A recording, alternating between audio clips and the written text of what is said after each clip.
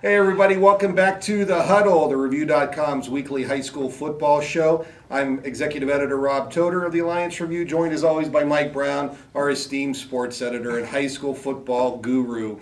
Well, Mike, 5 teams after 2 weeks in the Alliance Review circulation area are undefeated. Alliance seemingly can score at will. They're giving up some points now. Yeah, right. And they've got a tough outing this week against Akron Ellet. Yeah, that'll be a great game. Ellet's 2-0, coming off win over a good Talmadge team who won big in their opener against a quality opponent. So that's going to be speed on speed. That may come down to who gets the ball last in this game, Rob. I mean, it could be like Arena League football outside. There you go. Well, I saw Akron Ellet last year in the playoffs in Division II against Kent Roosevelt. A very athletic team, as you said. So that's going to be a real test for Alliance. That could be maybe the toughest game of the year for Alliance. Of course, now there's some other NBC teams that may beg to differ with us on that. But Ellet is definitely probably the class team of their non-league schedule for sure.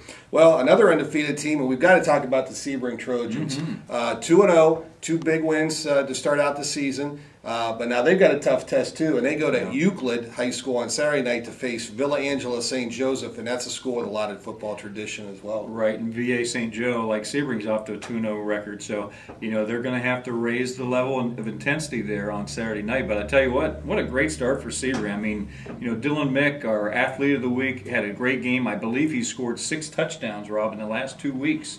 Their defense is doing a good job. Again, Nick Ryan, a middle linebacker, is doing a great job for him. So, hey, hats off to the Trojan. That's a great story that's building in Sebring. Yeah, so if you're looking for a game to go to and you want to make a road trip, there's always good places to eat between here and Euclid, and go up and take a peek at the Trojans as they take on the Vikings. St. Thomas Aquinas is 2-0. Again, they got a big win over Minerva last week, and they face another NBC opponent this week in Marlington. Right. That usually when Marlington and St. Tom get together, that's a great game. It's usually close, goes right down to the wire. I could see that happening again. And Coach Bud at St. Tom's got that team off to a 2-0 start. With a fairly young team. They lost a lot of guys from the playoff team from last year, Rob, but he's done a good job again. Ed Miley, you know what I think of Ed Miley at Marlington. The thing I like about Ed Miley, especially his defensive philosophy, Rob, he takes, instead of putting guys in position, he wants his 11 most aggressive players to play on defense, and then he finds a position for them. I love that philosophy. That's what defense is all about, aggression and getting after the quarterback. So that's going to be a great game Friday night. Can't tell you who's going to win, but it's a game I'd sure love to see. Yeah, it's going to be worth a lot of computer points for both teams, that's for sure. Right. 2 other teams that are undefeated. One we probably expected, Western Reserve is 2-0. One we probably didn't expect, and that's the Salem Quakers, and they're 2-0.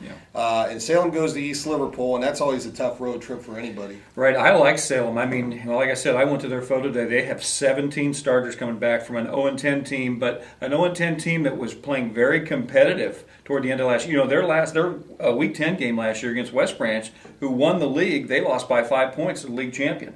And they had all that team coming back. They got some kids out for football who weren't playing last year, and Salem's got a nice football team. I see them winning their 3rd game Friday night at East Liverpool. Yeah, Ron Johnson doing a great job with the Quakers. Western Reserve, by the way, goes to Harrison Central. A nice long road trip for the Blue Devils down to the beautiful hills of Harrison County, and we do mean hills. And also United out of the ITCL gets to make a long road trip. They're looking for their first win. They go to Newcomerstown on Friday night. Now another game that's probably going to be a good one is Minerva and Canton Central Catholic. Central Catholic took on New Philadelphia last week, and as we said, Minerva lost to St. Tom, but starting to find their feet under them a little bit. Right, that's a game down the Lions' Den. Coach Mike Hall's got the Lions 1-1. They like that wing tee down in Minerva. That should be another good game Friday night. Low Kleinfelder, although Central can throw it this year too. I saw them in a scrimmage, and they throw the ball well. But traditionally, Central likes to line up coming at you. Minerva and the wing tee this year, they like to line it up and come at you, so that should be a great game. One of the teams that's struggling so far this year and just battling injuries left and right is the West Branch Warriors. They're 0-2. Giving up some yards and some points the first 2 weeks, and it doesn't really get any easier. They travel to Niles on Friday night. Right, and that's going to be somewhat of a new reopening of Bo Ryan Stadium, Rob, Friday night. They have new turf there, some other new elements. They're going to have some ceremonies, I believe, before the game.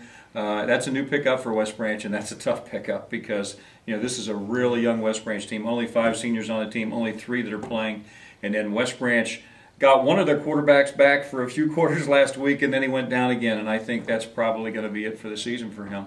although that's unofficial at this point. So that is going to be a tough road game for the Warriors. I think just seeking improvement each week would be a good goal to start for DJ Dodo's Warriors, and then go from there. Yeah, a couple other games in the Portage Trail Conference, still non-league games, but Southeast takes on Crestwood, and Waterloo travels to Southington. So a lot of good games this weekend. Hopefully we'll see you out there. Want to remind you, we'll have previews of all the games in the Alliance Review in this week leading up to those games.